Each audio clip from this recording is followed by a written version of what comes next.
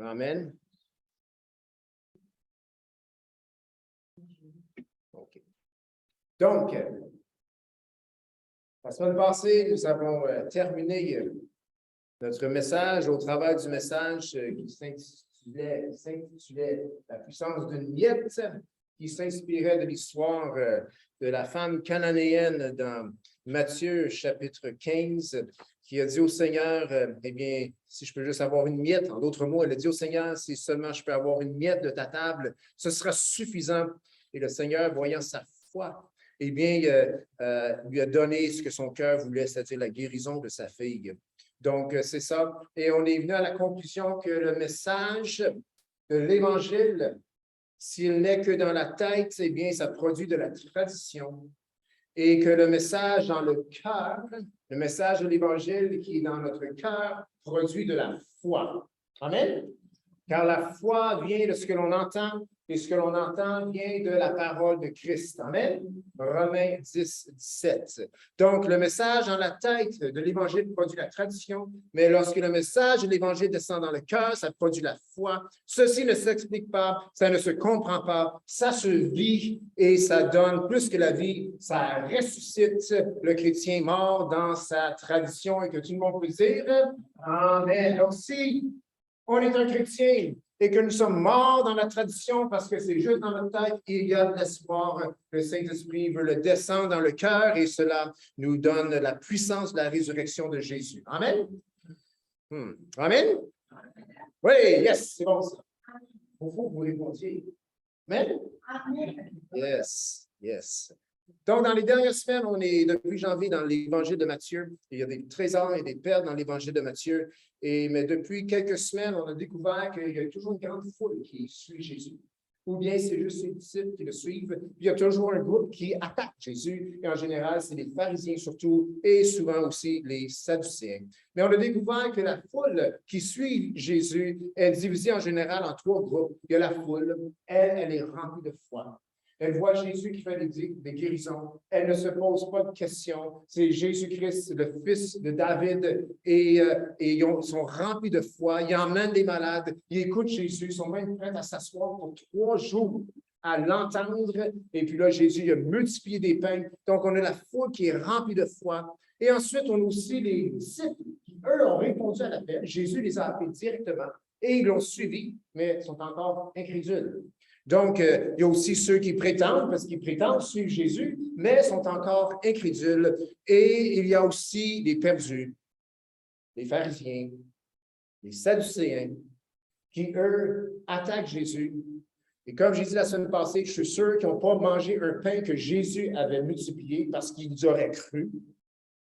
Parce qu'on n'entend plus parler des pharisiens, ni des sadducéens, ni des attaquants lorsque Jésus multiplie les pains les 2 fois. Et leur cœur est endurci et ils sont contre lui. Et d'ailleurs, Jésus dit qu'il parle en parabole.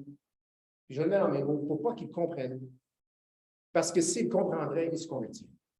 C'est là la puissance de la parole de Dieu dans le cœur. Amen? Quand la parole de Dieu descend dans le cœur, il y a quelque chose qui se passe. Amen? Donc, la semaine dernière, on a vu l'histoire de la femme cananéenne et on a pris, nous, une miette. Il y avait des assiettes ici à l'avant sur l'estrade. Les enfants nous ont servi. C'était des toutes petites miettes et donc une miette qui venait de la table de Jésus. Amen? C'est tout ce qu'on a besoin. Une petite miette et ça peut changer notre vie. Et donc, une miette venant de la table de Jésus est une miette puissante pouvant complètement changer notre vie. Et cela souligne la vérité suivante que la parole de Dieu, bien que c'est peut-être juste un petit peu qui va rentrer dans le cœur, peut littéralement changer la vie d'une personne et de l'enligner dans les voies de Dieu, l'enligner sur le chemin droit jusqu'à l'éternité. Amen.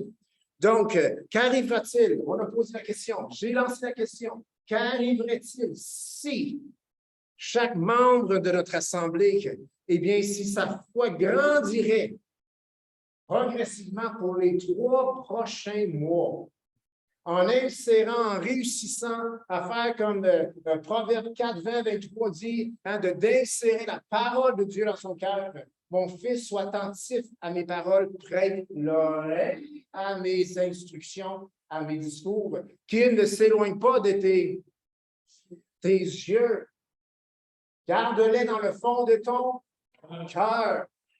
Oui, car c'est la vie pour ceux qui les entendent, qui les connaissent, et c'est la santé pour tout leur corps. Amen.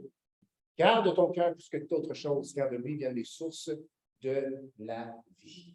Qu'arriverait-il si chaque membre, chaque frère, sœur, incluant le pasteur, pour 3 mois, insérait la parole de Dieu un petit peu à la fois dans le cœur, dans chacun de nos cœurs? Eh bien, je peux vous dire, cela nous propulserait dans notre mission, qui est une grande mission et qui se trouve dans Matthieu 28, 19 à 20. Jésus qui dit, allez, faites des nations des disciples, allez, faites de la petite nation des disciples, et cette mission peut seulement s'accomplir par la foi. Amen. Mais si on sent la parole de Dieu dans nos cœurs, cela va produire de la foi. Amen. Je peux vous assurer, si vous n'avez rien à dire de ce que Dieu fait dans votre vie, c'est parce que la parole de Dieu, l'entrée, il est bouché quelque part, ça ne rentre plus. Parce que quand la parole de Dieu rentre dans notre cœur, il y a quelque chose qui se passe, ça ne prend pas trop longtemps, puis on a quelque chose à dire de ce que le Seigneur fait dans notre vie. Amen. Donc, ce matin, c'est encore un encouragement à grandir dans notre foi de manière pratique. Et le titre de mon message, c'est le QI selon Jésus, le quotient intellectuel selon Jésus. Vous êtes prêts?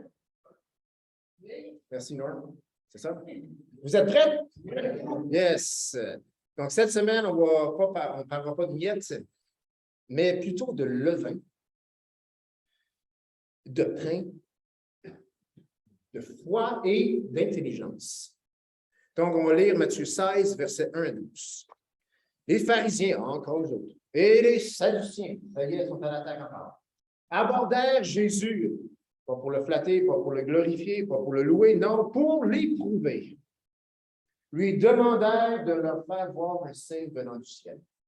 Jésus leur répondit, puis c'est la deuxième fois en passant, on le voit aussi dans le chapitre 12, je crois. Jésus leur répondit, le soir, vous dites, il fera beau, car le ciel est rouge. Et le matin, il y aura de l'orage aujourd'hui, car le ciel est d'un rouge sombre. Vous savez discerner l'aspect du ciel et vous ne pouvez discerner les signes des temps. Une génération méchante et adultère demande un miracle. Il ne lui sera donné d'autre miracle que celui de Jonas. Puis il les quitta et s'en alla. Les disciples, en passant de l'autre bord, une autre histoire de bateau, avaient oublié de prendre des pains. Jésus leur dit, gardez-vous avec soin du levain des pharisiens et des sadduciens. Les disciples raisonnaient en eux-mêmes et disaient, c'est parce que nous n'avions pas pris de pain. Jésus, l'ayant connu, dit, pourquoi raisonnez-vous en vous-même, gens de peu de foi, sur ce que vous n'avez pas de pain, pris de pain? Êtes-vous encore sans intelligence? Et ne vous rappelez-vous plus les 5 pains, les 5 000 hommes, et combien de paniers vous avez emportés? Ni les 7 pains, les 4 000 hommes, et combien de corbeilles vous avez emportés? Comment ne comprenez-vous pas? Comment ne comprenez-vous pas que ce n'est pas au sujet de pain que je vous ai parlé? Gardez-vous du levain des pharisiens et des sadduciens. Alors ils comprirent que ce n'était pas du levain et du pain qu'il avait dit de se garder, mais de l'enseignement des pharisiens et des sadduciens. Seigneur, on vient à toi ce matin. Seigneur, notre prière, c'est que ton levain, ton enseignement puisse être serré dans nos cœurs afin de produire en nous ta volonté, afin de produire en nous la foi. Car la foi dans nos cœurs te plaît, Seigneur.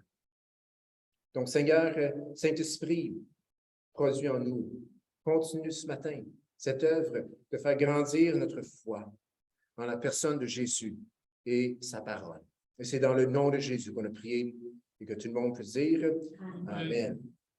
Donc, dans ce passage, Jésus emmène une leçon très importante sur l'enseignement. L'enseignement, c'est puissant. Amen. C'est puissant d'un bord comme de l'autre. Pour éprouver Jésus, dans cette histoire, on voit que les pharisiens, les sadduciens viennent vers Jésus et sont encore à l'attaque. et ils veulent voir un signe venant du ciel. En d'autres mots, ils sont en train de dire, si, Seigneur, tu fais un signe glorieux, miraculeux, prodige, un miracle, nous allons croire en toi.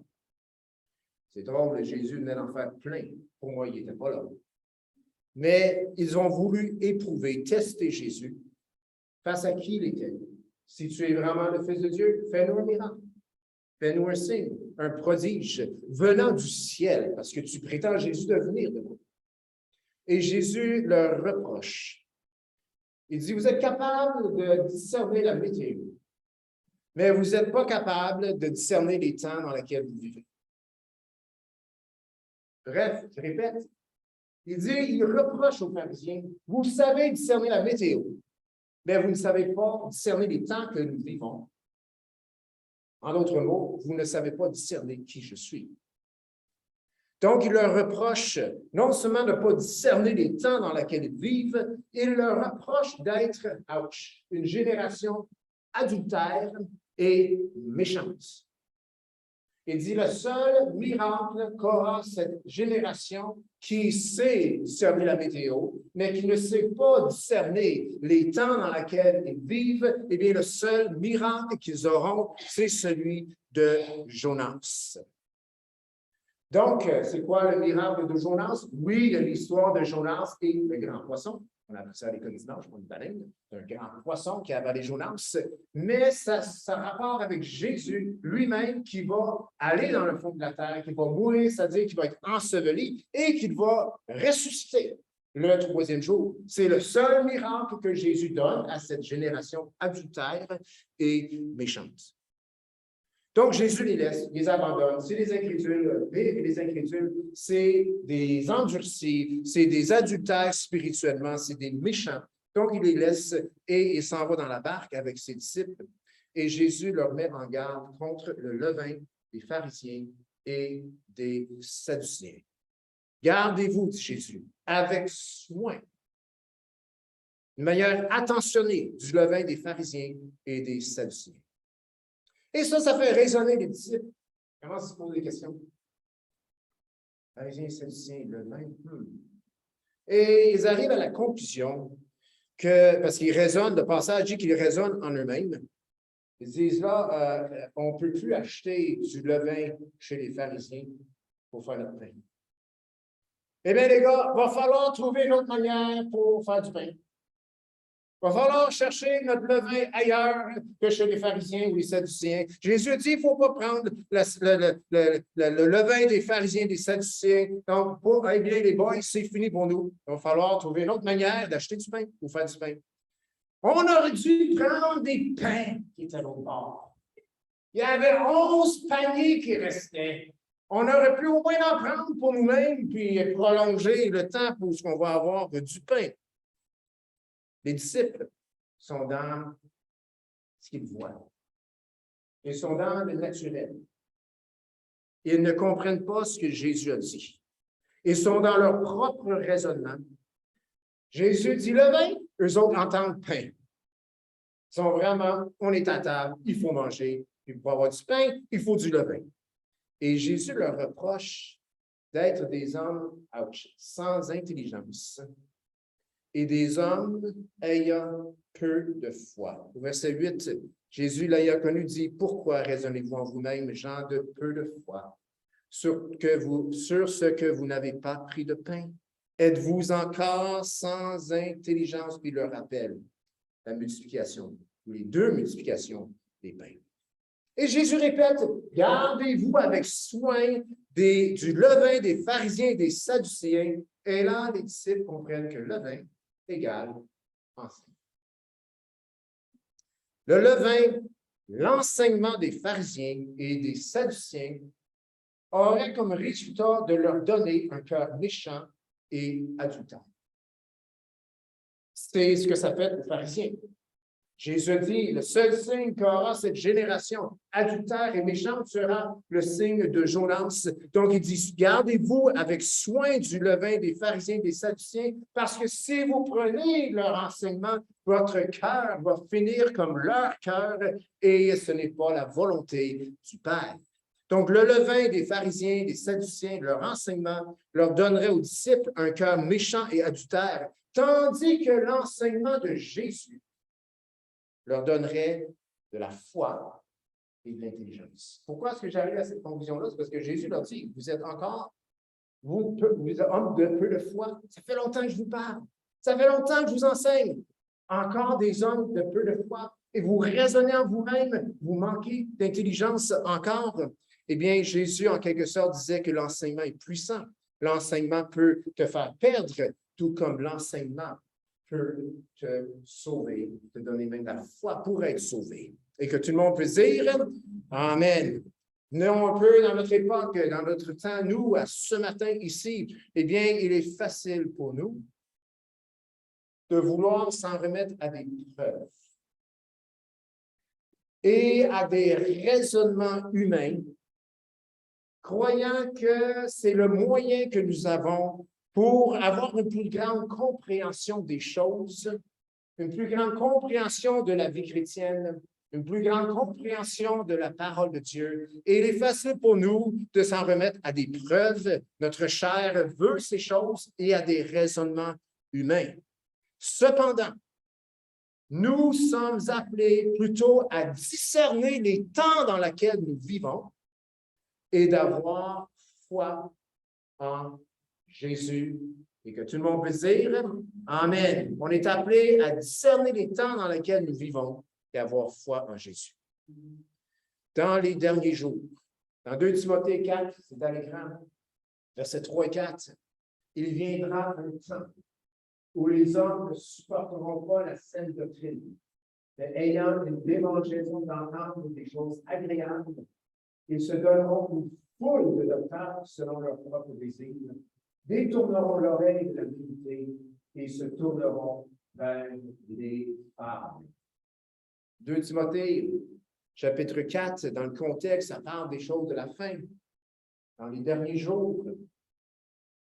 Et on voit que ce passage peut vraiment s'accomplir aujourd'hui. Je veux dire, se donner une foule de docteurs. C'est facile, hein? Clic, clic, clic, clic. On a une foule de docteurs dans notre salon, puis on est dans un endroit rural. C'est facile aujourd'hui de se donner une foule de docteurs et on va finalement trouver le docteur, l'enseignant, qui est selon nos propres désirs. Et ce que ça fait, ça, c'est que ça va nous détourner l'oreille de la vérité et se tourner vers les fables. Je veux souligner quelque chose ici. Il faut le mot doctrine. Ça a une connotation pour nous aujourd'hui. On trouve des doctrines dans des livres, on trouve les doctrines dans les différents mouvements, des doctrines différentes, similaires, des fois très différentes.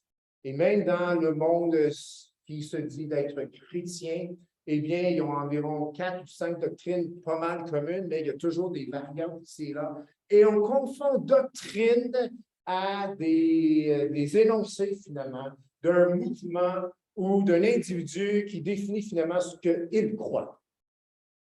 Maintenant, il y a des doctrines qu'un chrétien doit avoir, comme Jésus est Seigneur, Jésus est Dieu, incarné, parole faite chair. Il y a certaines doctrines qui ne sont pas discutables. Il y en a d'autres qui le sont discutables. Mais il ne faut pas oublier que la vraie doctrine, dites-le, la vraie doctrine, ce n'est pas des phrases, ce n'est pas des mots, c'est une personne. C'est Jésus-Christ. La vraie doctrine vient de Jésus. Amen. C'est un danger parce que dans notre monde aujourd'hui, avec tellement d'informations autour de nous, on peut aller dans le raisonnement, dans l'intellectualisme, et là, on perd le vrai sens de c'est quoi vraiment la doctrine. Jésus a donné la doctrine aussi. Mais Jésus a dit, je suis le chemin, la vérité et la vie. Amen. Il est la vérité. C'est une personne qui dit, je suis la vérité. C'est bon d'avoir des doctrines. C'est bon de définir des doctrines et savoir ce que nous croyons et surtout s'assurer que notre doctrine est en ligne avec la parole de Dieu et aussi avec la parole faite chair. Amen. Mais quand il y a une foule de docteurs, il faut être doublement vigilant Parce que cela peut attiser des désirs charnels pour finalement aller chercher pas la vraie doctrine, mais quelque chose qui va rencontrer nos propres désirs. Et ça fait en sorte qu'on se détourne l'oreille de la vérité. Et si on s'en va plus loin, sérieusement, je ne pense pas qu'il y ait grand monde qui sont rendus ici, en ce lieu. Je ne pense pas qu'il y ait personne dans ce lieu, je vous connais quand même bien, là, OK, qui sont rendus avec les fables. Mais lorsqu'on étire la doctrine ou la religion à son extrême, eh bien, même ce qui est écrit ici devient des fables. Et si vous voulez, vous pouvez chercher sur Internet des gens qui vont prêcher. Il semblerait l'Évangile, mais dans le fond, c'est devenu des fables. Des bons principes. Et oui, c'est rempli de bons principes, mais la personne de Jésus, la puissance de Jésus, la parole qui transforme la vie d'un individu, ce n'est plus là. Donc, finalement, ce n'est que de la doctrine. Et la personne de Jésus est complètement à l'extérieur de cela. Et finalement, c'est des choses agréables qu'ils entendent. Ça fait leur affaire. Mais c'est devenu comme des fables. C'est devenu comme des mythes. Donc, ces gens de toutes sortes d'enseignements, avec toutes sortes d'enseignements dans leur vie, eh bien, ceci peut être dangereux car l'enseignement est une chose puissante. Le chrétien, aujourd'hui, plus que jamais, doit faire comme les Béréens dans Actes 17, verset 11. Ils vérifiaient dans les Écritures, voir si ce qu'on leur disait était vrai. Amen? Si nous sommes chrétiens aujourd'hui, il faut être de bons étudiants. Amen? Oui. Et surtout, il faut serrer la parole de Dieu dans nos cœurs parce que ce qui se passe dans nos cœurs avec et par la parole de Dieu, par la puissance du Saint-Esprit, eh bien, il va nous donner un discernement de ce qui est vrai et de ce qui est faux, de ce qui est authentique et ce qui est faux semblant. Nous en avons besoin du vrai. Pour reconnaître le faux, il faut vivre le vrai. Amen? Donc, ces gens accueillent toutes sortes d'enseignements dans leur vie, mais sont à la recherche de ce qui font leur propre désir. Et nous le discernons dans nos temps aujourd'hui. Et qu'est-ce qui arrive? Ultimement, le danger là de se tourner vers des fables ou prendre ce qui est vrai et finalement dire que c'est des mythes. C'est un moyen simplement naturel de comprendre, justifier l'impossible. Ah oui, l'histoire est vraie, mais c'est un mythe. Okay, c'est vrai parce que c'est un mythe. C'est pas vrai parce que ça s'est passé. On le voit dans nos écoles aujourd'hui, la création. Je veux dire, moi, quand je lis Genèse, chapitre 1, 2, 3, 4, et ainsi de suite, je vois que Dieu a créé le monde et c'est confirmé encore dans les Écritures ailleurs par l'Épître aux Hébreux. Amen? Mais dans nos écoles, c'est une légende. C'est un mythe. Une belle histoire. C'est de la poésie. C'est un texte qui ne concorde pas, qui est déconnecté, rabouté. Des beaux textes, merveilleux, préservés depuis longtemps, mais ce n'est plus la vérité. C'est devenu des fables, c'est devenu des mythes, et c'est dans notre monde plus que jamais. Amen. D'ailleurs, en parlant de ça, création et ainsi de suite, c'est une vieille histoire. Ça date des années 60, même peut-être avant. OK?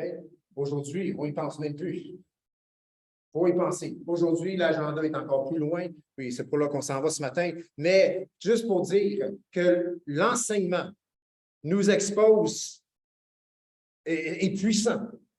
L'enseignement de Jésus va générer la foi en Dieu, il va nous faire grandir dans ses voies et l'enseignement dilué ou de ce monde et les choses de ce monde, eh bien, va produire en nous de l'incrédulité, va produire en nous même de la méchanceté et même d'être adultère spirituellement aux yeux de Dieu.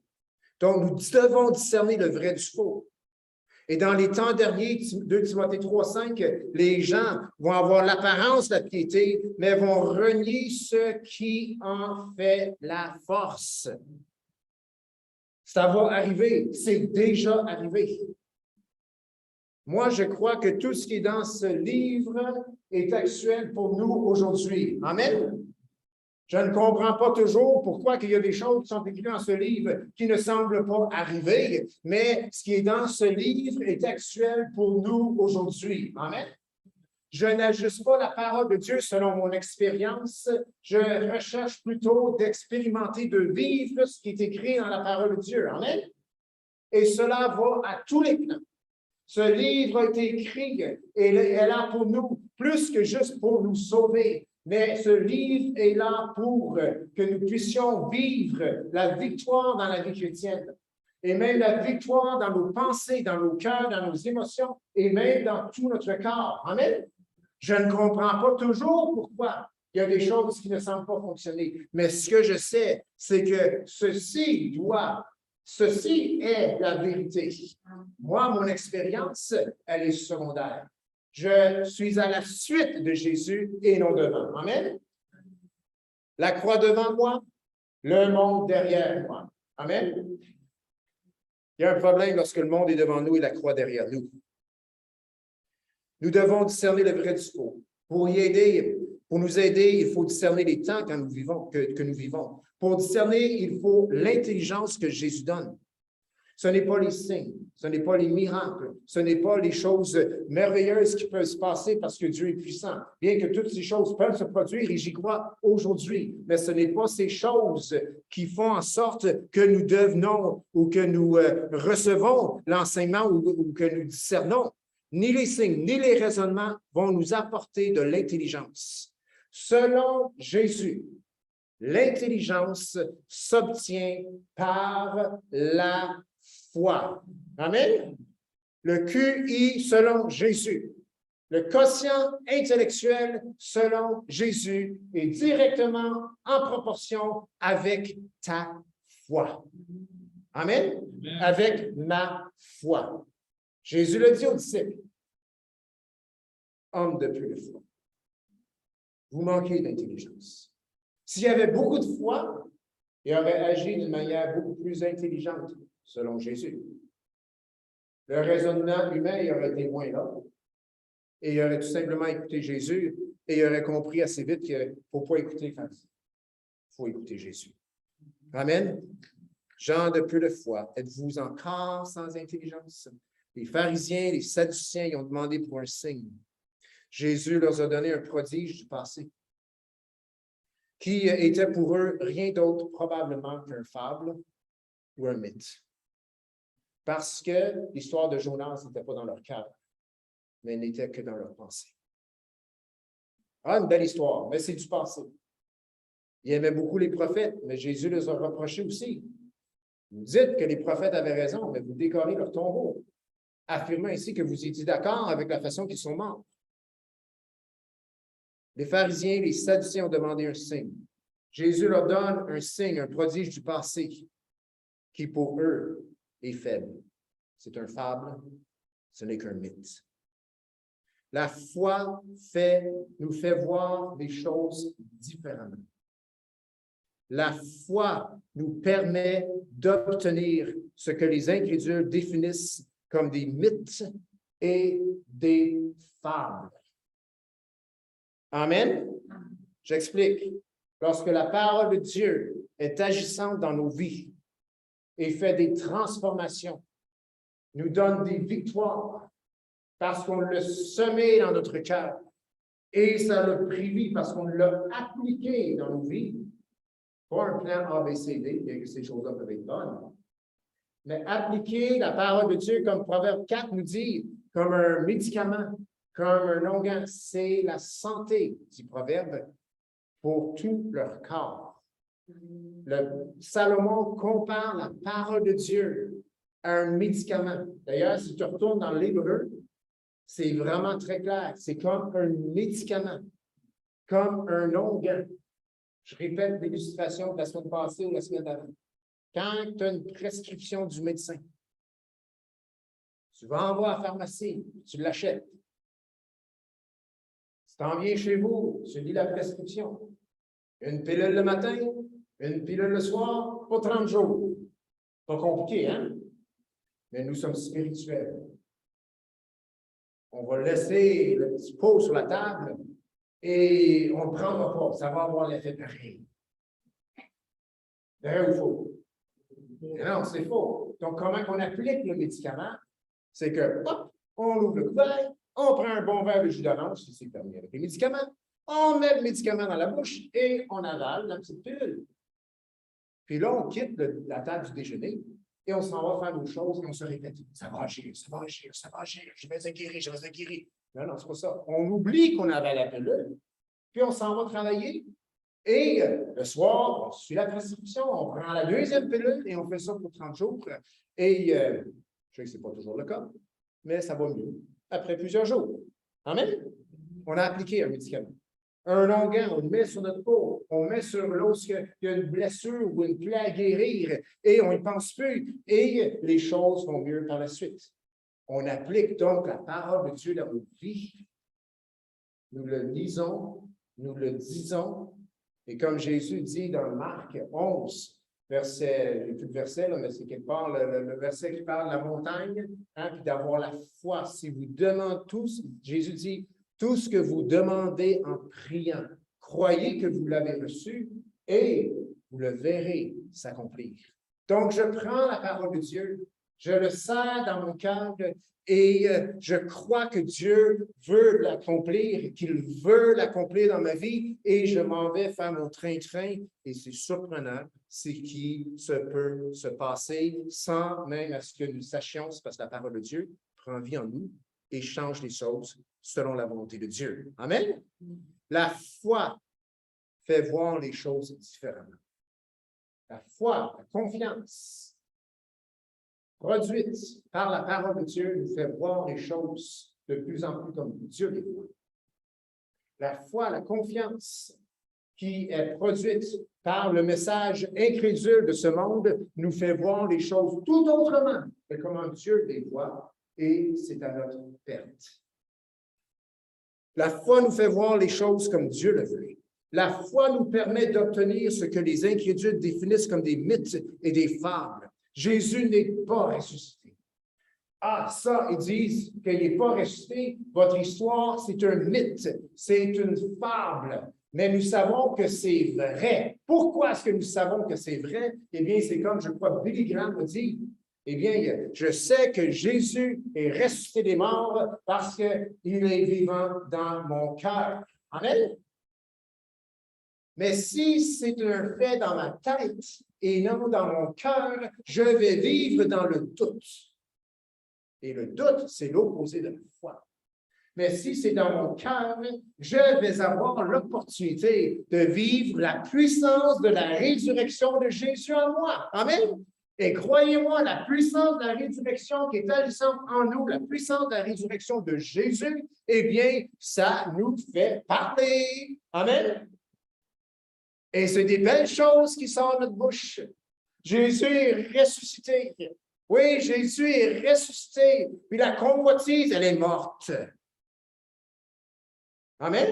Je pense que peut-être plusieurs personnes ont un problème de convoitise.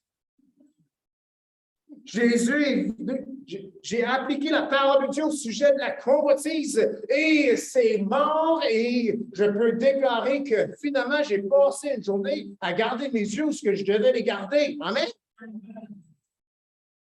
Et ça nous fait parler. Lorsque la parole de Dieu est appliquée dans nos vies et lorsque c'est agissant, ce n'est plus des mythes, c'est une réalité. Jésus n'est plus dans la tombe parce qu'il est vivant dans mon cœur. Amen. Jésus n'est plus dans la tombe parce qu'il est vivant dans nos cœurs. Amen. Amen. Il ne faut pas que ce soit dans nos têtes. Il faut qu'on le vive dans notre cœur. On a la parole de Dieu ici et on a la parole faite chair, Jésus. Les deux se complètent, un ne contredit pas l'autre et Jésus accomplit sa parole. Amen. S'il est appliqué à la bonne place. La foi dit que l'enseignement a le pouvoir de faire de l'élève, de nous, une personne, une chrétienne, un chrétien, rempli de foi. Mais nous devons toujours entendre la mise en garde de Jésus, qui dit, prenez garde au levain des pharisiens. Prenez garde au levain de ce monde. Prenez garde face au levain de Netflix, excusez-moi. Pureflix, c'est quand même mieux. Je sais que ce n'est pas professionnel, puis c'est des films à basse budget. C'est un peu comme ma vie. Hein? Mais c'est correct. C'est ça ici qui devrait nous nourrir. Vous savez, quand le Seigneur nous nourrit de sa parole, quand on l'applique, si tu lis à chaque jour, mais tu ne l'appliques pas dans ta vie, là, tu vas être très, très déçu. Et tu vas essayer de combler ton cœur avec d'autres choses. Mais lorsque ceci se sert, S-E-R-S, c'est-à-dire qu'on le sert, qu'on l'introduit, qu'on l'insère dans nos cœurs, eh bien, elle prend vie. Puis c'est surprenant ce qu'on a besoin ou ce qu'on n'a plus besoin par la suite. Amen. La foi, c'est ça, dit que l'enseignement peut faire. L'enseignement de Jésus peut faire de l'élève, eh bien, une personne remplie de foi. La Bible nous dit qu'on est appelé à vivre par la foi. Amen. Amen. Amen. Quelques versets. Hébreux 10, 38. Et mon juste vivra par la foi, mais s'il se retire, c'est-à-dire s'il ne vit plus par la foi, mon âme ne prend pas plaisir en lui, que tout le monde peut dire. Amen. Et on va le lire ensemble. C'est la parole de Dieu.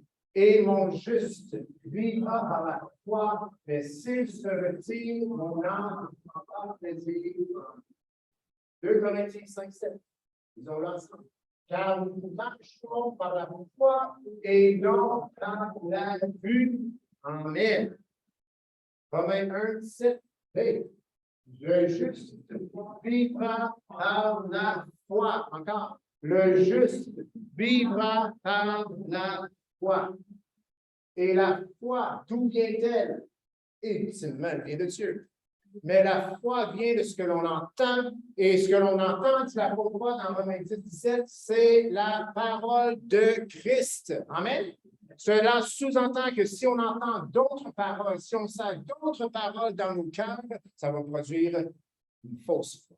Mais nous voulons la foi en Dieu. Nous voulons la foi de Dieu. Amen. Répétons-le. Le juste vivra par la foi. Donc, une chose est certaine. Si nous vivons par la foi qui est produite en nous suite à l'application de la parole de Dieu dans notre vie, eh bien, une chose est certaine. Vivre de cette manière ne nous attirera pas les éloges de ce monde. Amen.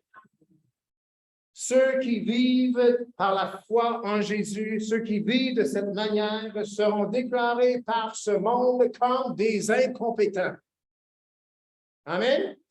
Mais Jésus va nous dire intelligent. Amen. Jésus va nous dire intelligent. Incompétent peut-être selon les yeux de ce monde. Intelligent aux yeux de Jésus. Amen. Après que Jésus est parti, il a envoyé ses esprits et finalement les disciples ont compris des choses que nous pouvons aussi comprendre aujourd'hui parce qu'on a le Saint-Esprit. Amen. Et nous ne sommes pas obligés d'être des hommes et des femmes ayant peu de foi. Nous ne sommes pas obligés d'être des chrétiens et des chrétiennes qui manquent d'intelligence. Amen. Nous pouvons, il est possible d'entendre la voix de Jésus, parce que c'est brebis entendre sa voix qui nous dit « Ta foi me plaît. » Intelligent. En tout cas, on souhaite de l'entendre un jour. Bon et fidèle serviteur. Amen. Le QI selon Jésus. Quotient intellectuel selon Jésus. Ce n'est pas la quantité de connaissances dans le cerveau qui donne un grand quotient intellectuel selon Jésus. Ce qui donne un grand quotient intellectuel selon Jésus, c'est mesuré directement en lien avec la transformation que la parole de Dieu a faite dans nos cœurs, dans nos vies. Amen.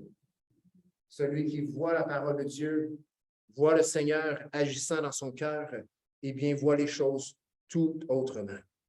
Et pour Jésus, c'est des hommes et des femmes intelligents. Le commencement de la sagesse de Salomon, c'est la crainte de l'Éternel. Amen. La sagesse, la crainte des hommes peut paraître à ce monde intelligent, mais ce n'est pas intelligent selon Dieu. La sagesse provient premièrement de la crainte de l'Éternel. Donc, que faire pour être intelligent selon Jésus? Est-ce qu'on veut savoir? Oui. Oui, ben oui, je veux dire. On veut être intelligent. Et pas aux yeux de ce monde. On veut pas. On veut l'approbation de Jésus. Amen. Que faire pour avoir un bon quotient intellectuel selon Jésus? Amen. Eh bien, premièrement, Romains 17, on l'a cité tantôt plusieurs fois. Obtenons la foi telle que nous enseigne la Bible. Obtenons la foi telle que nous enseigne la Bible. Et Romains 10, verset 17, un peu plus loin, qui dit « Ainsi la foi vient de ce que l'on entend, et ce que l'on entend vient de la parole de Christ. » Amen? On répète ensemble. Répétez après moi. « Ainsi la foi vient de ce que l'on entend, et ce que l'on entend, c'est la parole de Christ. » Amen. Romains 17. Nous voulons voir des changements dans nos vies.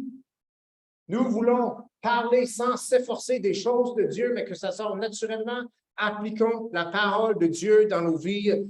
La foi vient de ce qu'on entend, et ce qu'on entend vient de la parole de Christ. Proverbe 4, 20 à 23. Je l'ai cité tantôt. Mon fils est bien, mais je veux souligner quelques petits mots. Sois attentif. Combien ici ont déjà lu la parole de Dieu, leur Bible, sans être attentifs? C'est parce que, tu sais, il fallait lire la Bible en un an. C'est bon de lire la Bible en un an. Si tu peux seulement réussir à lire avec attention, c'est encore une super, de meilleure chose à faire. Amen? Vaut mieux lire quelques chapitres avec attention que la Bible au complet avec la tête ailleurs.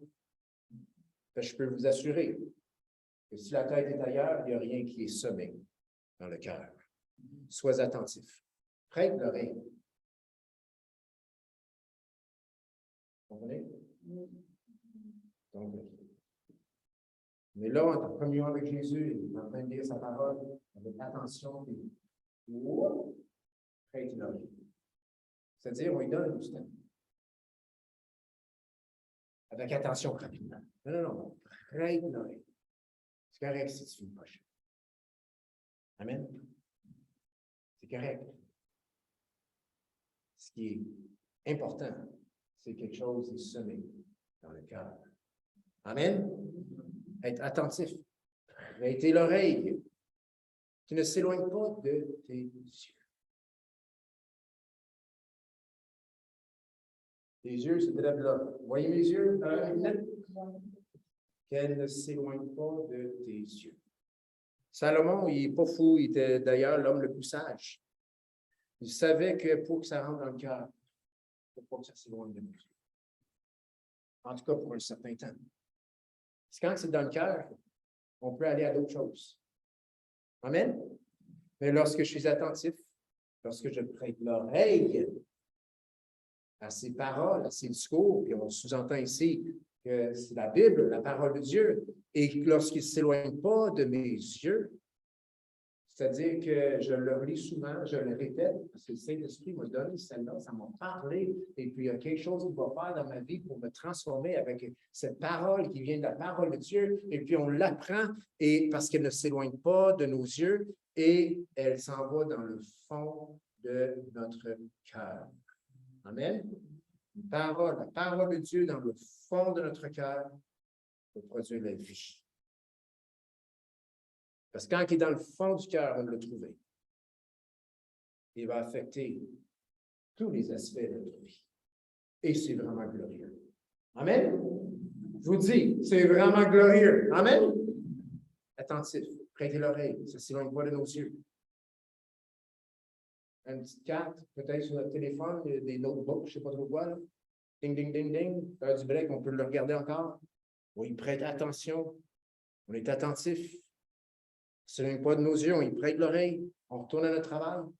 Il y a une manière, même pour ceux qui ne sont pas pasteurs, mais c'est juste moi qui est pasteur, ça fait que, bon, j'ai plus de temps que vous autres peut-être dans la parole de Dieu, mais il y a un moyen, parce que c'est pour tout le monde, d'intégrer la parole de Dieu dans nos vies. Même si on fait des semaines de 45 ans. Amen? On n'a juste pas besoin de s'éloigner de nos yeux. On a juste à être attentif. On a juste à y prêter l'oreille. C'est bon pour la maman qui est à la maison, qui a 15 enfants, puis elle a juste plus de temps, puis ci, puis ça. Non, il y a une manière de le faire. Je vous dis, il y a une manière de le faire.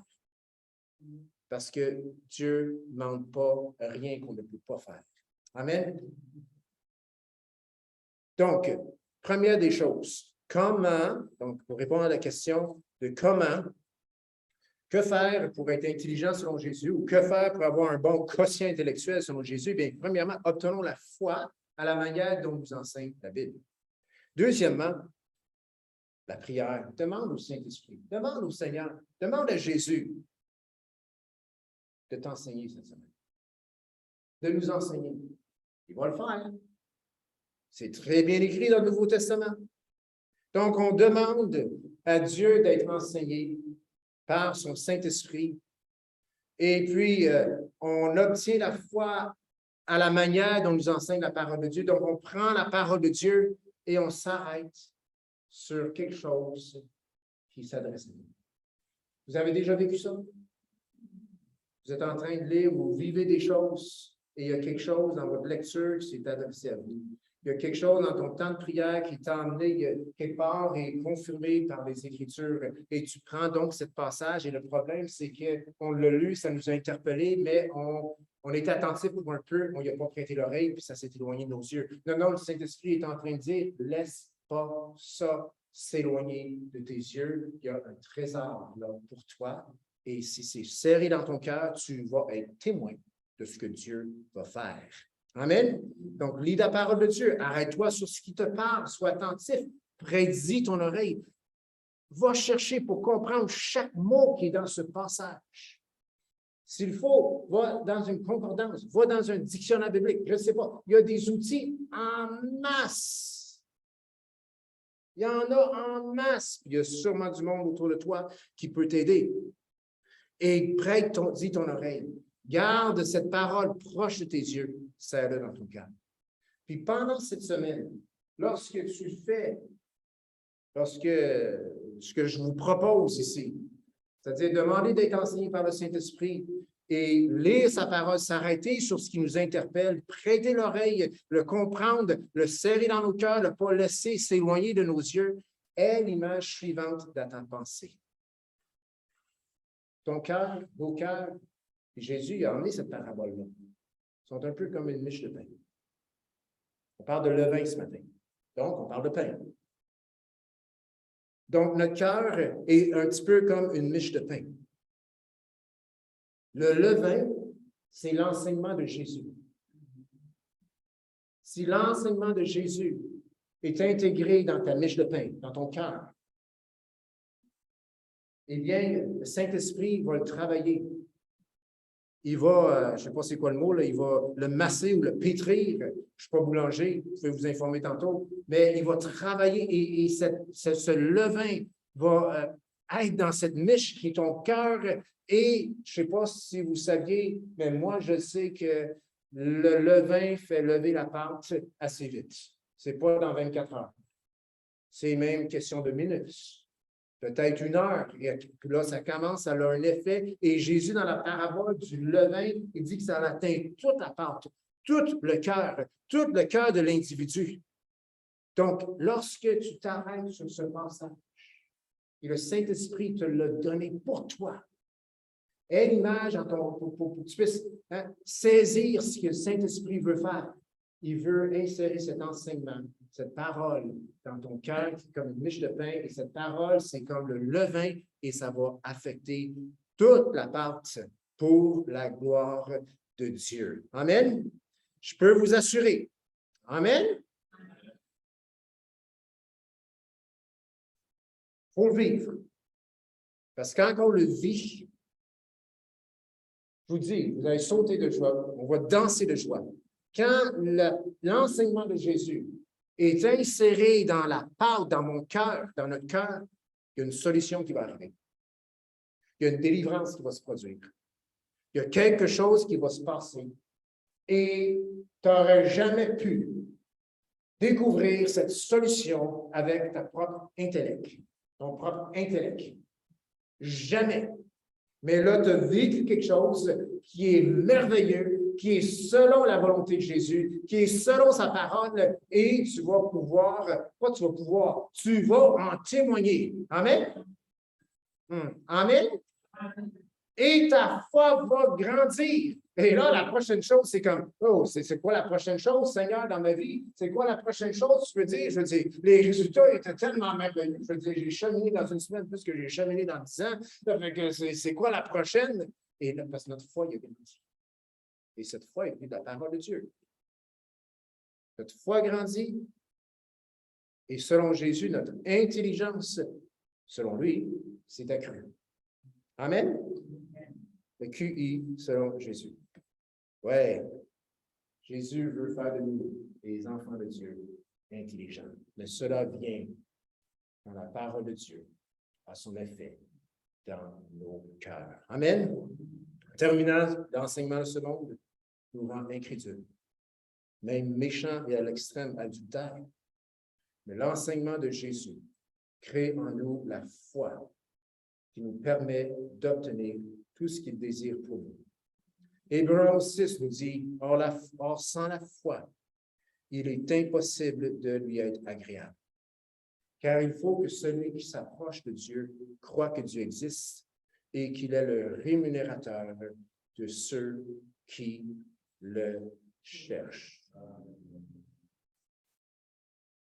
Souvent, on s'est approché de Dieu, mais on n'avait pas la foi pour croire qu'il est le rémunérateur de ceux qui le cherchent. Jésus était clair. Votre Père céleste veut vous donner des bonnes choses. Nous, on rentre dans la prière avec déjà un point d'interrogation si Dieu va répondre. Jésus a dit, demande et crois que tu l'as reçu et tu le verras s'accomplir. C'est ce que Jésus dit, c'est mot pour mot. À y croire, je vous le dis, il y a des choses qui vont se passer dans nos vies, dans nos cœurs. Amen. Or, sans la foi, il est impossible. C'est pas, or, sans la foi, si tu travailles fort, tu vas lui être agréable. Sans la foi, c'est impossible de lui être agréable, car il faut que ceux qui s'approchent de Dieu croient que Dieu existe. Croyez-vous que Dieu existe? Amen. Ben, c'est une bonne nouvelle. On peut s'approcher de Dieu. Amen. Il ne faut pas s'arrêter là. Il faut croire aussi qu'il est le rémunérateur de nous qui le cherchons. Amen. On va se lever ensemble. On peut inviter les musiciens. On va terminer avec un chant. Seigneur Jésus, ce matin, on a chanté, on a adoré, on a partagé la Sainte Seine. C'est un témoignage que nous faisons partie tous d'un même pain, d'un même corps, d'une même entité. Seigneur, ce matin, on a aussi entendu au sujet de ce que toi, tu crois est intelligent. Seigneur, l'intelligence selon toi, c'est en rapport avec notre foi.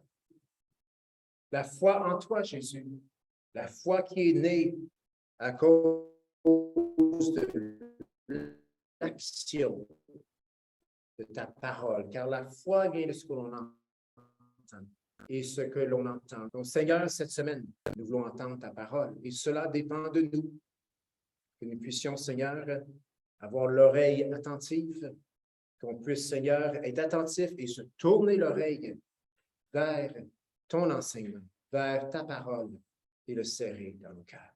Donc, Seigneur, déjà, en ce moment, Seigneur, nous voulons te dire merci. Nous voulons te donner gloire pour ta parole qui va germer dans nos cœurs cette semaine parce qu'on va l'avoir appliquée dans nos vies. Et Seigneur, on te donne gloire et on te dit Alléluia.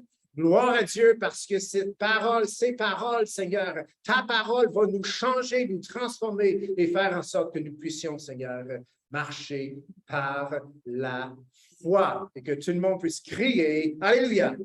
Alléluia. Amen. Good. Yes. Okay. Yes. Chantons de tout notre cœur.